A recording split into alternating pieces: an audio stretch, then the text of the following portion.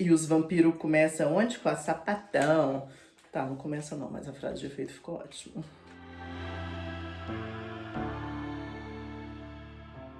Olá, senhores! Meu nome é Alicena e a biblioteca está aberta. E hoje a gente vai falar de um livro que chama Carmila. E que, na verdade, foi a grande inspiração pro Drácula de Bram Stoker. As pessoas acham que foi Vlad, The Impaler, foi essa história, foi... Muito provavelmente, na verdade, foi esse livro do Le Fanu sobre uma vampira sapatão. Então vamos falar, vamos falar. Como começa Carmila? A gente tem essa narradora que a gente não sabe que é uma mulher por grande parte do livro, a gente demora a entender quem é, e é a Laura. Oi, Laura.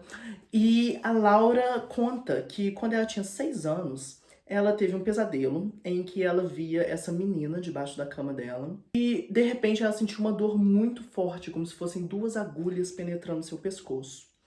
E ela não lembra mais nada além da infância. Só isso.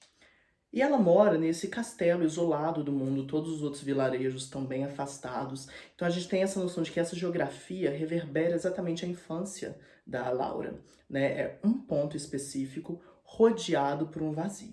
Então, um dia, uma carruagem tá passando perto do castelo e o pai da Laura vê a carruagem. Oi, tudo bom? E aí sai uma menina, que é a Carmila, de dentro da carruagem junto com a mãe. E a mãe fala que, deixa eu falar, eu tenho que resolver um trem ali. Aí você pode cuidar da minha filha rapidinho, que depois eu venho aqui buscar ela.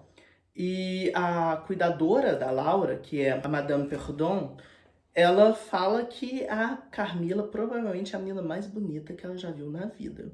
Então eles falam, beleza, vão lá, tranquilo. Aí a Carmila começa a morar com eles, fica na casa e tal, e ela sempre tranca a porta do quarto. É um costume que ela tinha desde pequena. E tá lá, tudo de boa. Só que a gente começa a ter uma construção bem interessante entre a Laura e a Carmila, em que começa a ter um negocinho aqui, um negocinho ali, sabe? Até um ponto que a Laura fala que quando ela olha pra Carmila, ela esquece até quem ela é. Então a existência da Laura começa a se dissipar nessa menina que acabou de chegar. Eventualmente, surge a notícia de uma menina que morreu depois de ter visto um fantasma. E a partir desse momento ela começou a desaparecer, a ir morrendo aos poucos, até morrer. E a Carmila fica muito puta. Ela não quer escutar, não quer ouvir falar dessa história dessa menina, não quer saber que ela viu um fantasma e depois começou a morrer, não interessa, não quer que fala, não vai falar. E aí todo mundo fica assim, gente, do nada, ficou tiltadaça. E ela tipo assim, não vai, não quero saber. Então chega um corcunda vendendo alguns itens de proteção pessoal. E a Carmila e a Laura vão comprar um negocinho com ele. E aí ele olha pra Carmila e fala, nossa, você devia ver um dentista, moça. Você tem um dentezinho afiado, né? Parece 2 agulhas. Aí a Carmila fica muito estressada. Aí ela xinga o homem de tudo quanto é nome, fica putaço. Aí o homem sai e fala, desculpa.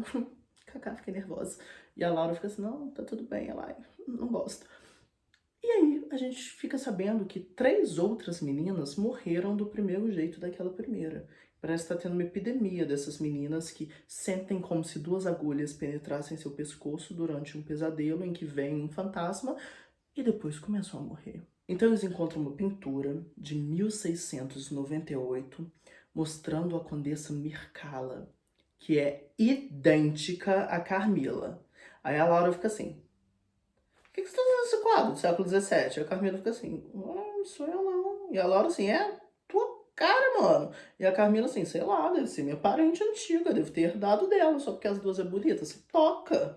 E aí fica esse climão meio, tem um trem esquisito aí com você, garoto. Sua mãe ia te buscar, que quando sumiu, que... E aí a Laura tem um pesadelo em que ela vê um fantasma perto da cama dela. E quando ela acorda e fala, nossa, eu tive um pesadelo, cara, eu vi um fantasma na minha cama. E a Carmila fala, eu tive o mesmo pesadelo. Só que depois disso, a Laura começa a morrer. Ela começa a ficar doente, a ficar muito mal. E o pai dela desesperado, porque foi exatamente o que aconteceu com as outras meninas, né? Só que a Laura tem um pesadelo em que ela vê a Carmila na frente da cama dela, ensopada de sangue do queixo até os pés. E depois a Carmila some. E aí eles procuram, rodam o castelo inteiro. Cadê a Carmila? Cadê essa garota? Cadê essa garota? E eventualmente ela aparece, tipo, oi, o que foi? E eles assim, você sumiu por dias, mano. Ela assim, nossa, Nem vi. E aí alguém fala, você não costumava ser sonâmbula quando você era pequena? Eu costumava, menina, deve ser isso. Deve ser, nossa, foi mal, my bad mesmo, sim. E então, eles encontram um general que conta a história de uma garota chamada Milarca. E a Milarca era bem parecida com a Carmila. É uma menina que um dia estava numa carruagem com a mãe, parou perto da casa do general. A mãe falou: será que você poderia cuidar da minha filha, Milarca? E aí ele falou: claro, cuido sim. E aí ela costumava andar pela floresta sozinha e ela sempre trancava a porta quando ela ia dormir. E também teve o caso de que a filha sonhava que às vezes tinha a Milarca em pé na frente da cama dela durante a noite e às vezes era só um monstro. E fica todo mundo assim.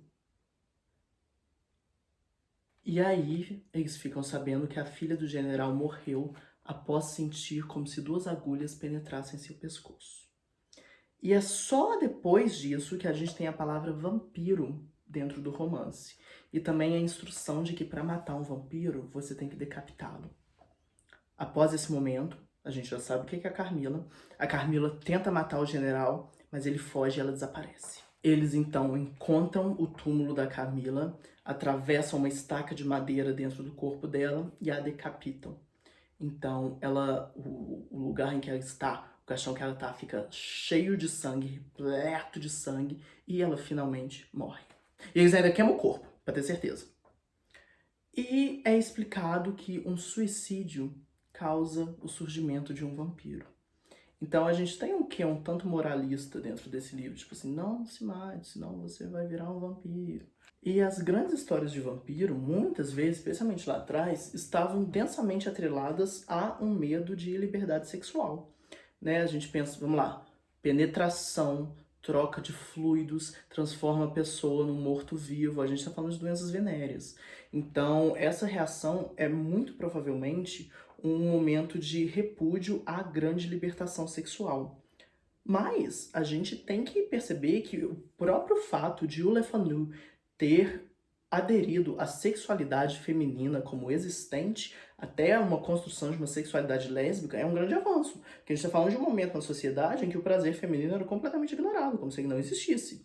Então, esse é um marco muito importante social dentro da literatura.